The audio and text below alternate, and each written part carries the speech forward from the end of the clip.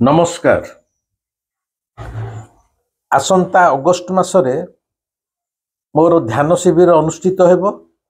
जेउ माने ए ध्यान शिविर रे जोग देबाकू चाहुचंती से माने एई जुलाई 31 तारिख रु जुलाई 30 तारिख भितरे सेमानकर ना रेजिस्ट्रेशन करई नेबे। जुलाई 21 रु जुलाई 30 भितरे ना पंजीकरण करई नेबे। जुलाई 30 पर आउरी कहा ना नियाजबो नाही एवं जोगाजोग करिया पई गोटे नंबर कहूची ताको टिपिकी रखंतु 9853431018। आसंता अगस्ट मासरे ध्यान शिविर हेबो। जेउ माने चाहिबे से माने ध्यान शिविर अटेंड करि परिबे। सेथि पई एई जुलाई 21 रु जुलाई 30 भितरे नाम रजिस्ट्रेशन करि नेबे। रहिली नमस्कार। आज मु ध्यान संपर्क रे किछिटा आपण मन को सूचना देवाकू चाहूची। आपण माने जानंती कि नाही मु जानिनी। प्रति 2 मासरे मो आश्रम रे मु ध्यान शिविर आयोजन करि थाए। एई सकाशे करि थाए जे अनेक भाई भौणी माँ माने मते व्यक्तिगत भाव में फोन रे हो बा कमेंट जरिया रे हो ध्यान शिक्षा को पचारि था कि बाबा आपण किछि वीडियो ध्यान ऊपर करंतु। आमे ध्यान विषय जानिया को चाहूछु। मु स्पष्ट कर देवाकू चाहूची जे ध्यान संपर्क रे ए वीडियो रे किछि कुहा जाई पारे ना एवं एमिति किछि सूचना दिया जाई पारे जहाँ मध्य मोर यूट्यूब चैनल रे 6-6टा एपिसोड ध्यान ऊपर अच्छी आपण माने खोजिले पाई परिबे। किंतु ए यूट्यूब रु देखि जेमिति आजिकली लोक सब औषध खाई दउचंती, जोग शिखि जाउचंती, प्राणायाम शिखि जाउचंती, केते कोन शिखि जाउचंती, ताहा संपूर्ण भूल। यूट्यूब रे जे जहा कहूची से माने जे सेई विद्या रे पारंगम ता हमें जानिबा केमिति। एक ता छड़ा ध्यानटा एमिति गोटे सस्ता जिंस सहज जिंस किंतु एभली एक सस्ता जिंस नुह। यदि यूट्यूब रे समस्ते ध्यान शिखि जाउथांते ताले भारत वर्ष रे समस्ते जोगी ऋषि मुनि हेई सारंतेणी, समस्ते ध्यानी होई सारंतेणी। केही आउ जीवन जंत्रणा रे छटपट हो न थांते। ध्यानटा को एते हल्का भाव रे आपण माने दया करी नियंतु नाही। Those who are serious they can come to my ashram to learn the techniques of meditation। एटा मु स्पष्ट स्वर रे कहूची। आपणकर यदि इंजीनियर हबार इच्छा अच्छी इंजीनियरिंग कॉलेज रे ना लिखौचंती, डाक्टर हबार इच्छा थिले मेडिकल रे ना लिखौचंती बा एमबीए एमसीए सब करूचंती, सॉफ्टवेयर इंजीनियर होचंती। जे जो विद्या रे जे टीचर हबाक चाहूची से बीडी की एमईडी जहा गोटे करूची ना सब यूट्यूब रे देखि कि सब इंजीनियर डाक्टर सब हे जाउचंती बोध हुए ना। अबिकल सेमती ए यूट्यूब रु देखिकी ध्यान केबे शिखा जाई पारे ना। सेही सकाशे तो जो मानकर शोष होउथबो से माने जेमती पानी खोजी खोजी माठिया पाखरे पहुंचीबे, अबिकल सेमती मु कहिवार कथा हला जदि आपण मानकर कहार आंतरिकतार सहित हृदय रु ध्यान शिखिबा को चाहुचंती ताहले आपण समस्त की निमंत्रण आपण मो आश्रम को आसीबे। एवं प्रति 2 मासरे थरे मु ध्यान शिविर करूची केवल ध्यान शिखिबा पाई। आपण आश्रम रे 3 दिन रहिबे एवं से 3 दिन भितरे ध्यान कौन केमिति काहीकि केमिति करिबो तार संपूर्ण अति सहज सरल भाव रे मु व्यक्तिगत भाव रे आपण मानकु जणै देबी ଏବଂ ଶିଖେଇ ମଧ୍ୟ ଦେବି।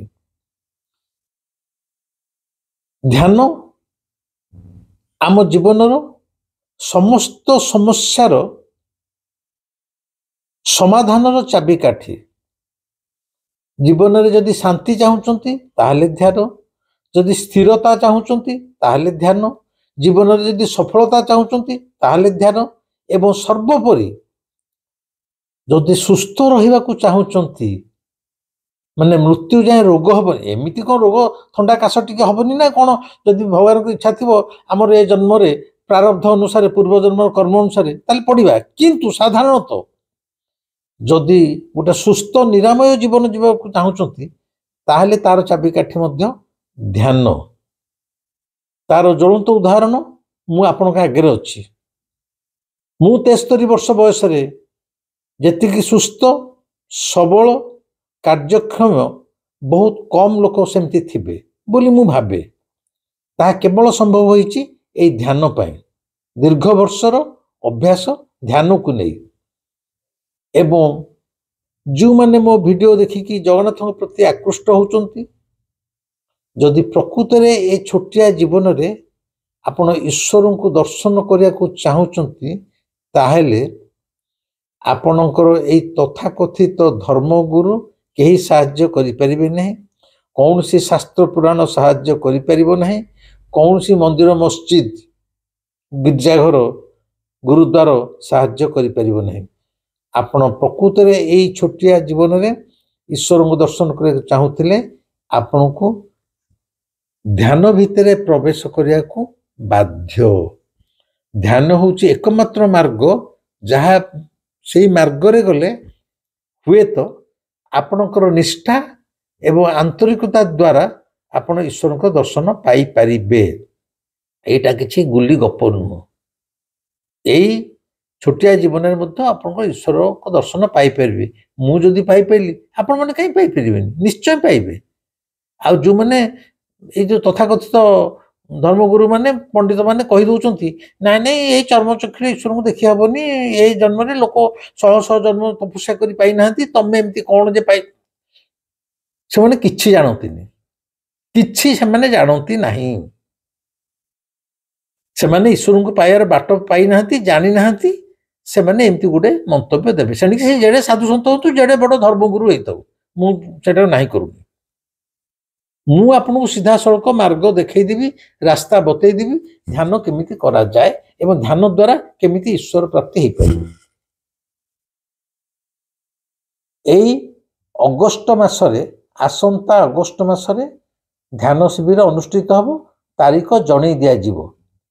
କିନ୍ତୁ ଆଜି ହେଉଛି 21 ତାରିଖ। ଏଇ 21 ତାରିଖରୁ 30 ତାରିଖ ଭିତରେ, ମାନେ ଜୁଲାଇ 21ରୁ ଜୁଲାଇ 30 ତାରିଖ ଭିତରେ ଯେଉଁମାନେ ଧ୍ୟାନ ଶିକ୍ଷାକୁ ଆଗ୍ରହୀ ସେମାନେ ସେମାନଙ୍କ ନାମ ପଞ୍ଜୀକରଣ କରେଇ ନେବେ, ମାନେ ରେଜିଷ୍ଟ୍ରେସନ କରେଇ ନେବେ। ଗୋଟେ ନମ୍ବର ଟିପିକି ରଖନ୍ତୁ, କାଗଜ କଲମ ଧରି ନମ୍ବରଟା ଟିପନ୍ତୁ।